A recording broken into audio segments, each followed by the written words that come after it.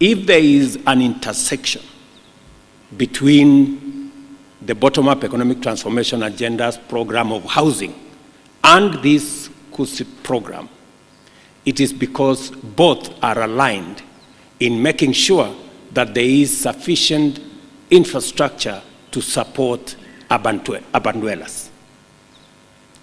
And therefore, this KUSIP 2 program is clearly in tandem with our plan on urban housing, because one cannot do without the other. We need the infrastructure, we need proper planning, we need roads, we need sanitation, we need stormwater management, we need non-motorable transport to be able to facilitate movement in urban areas.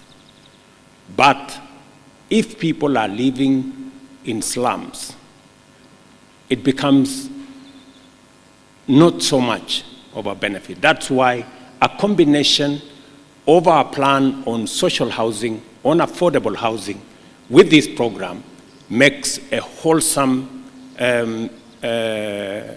program for our cities.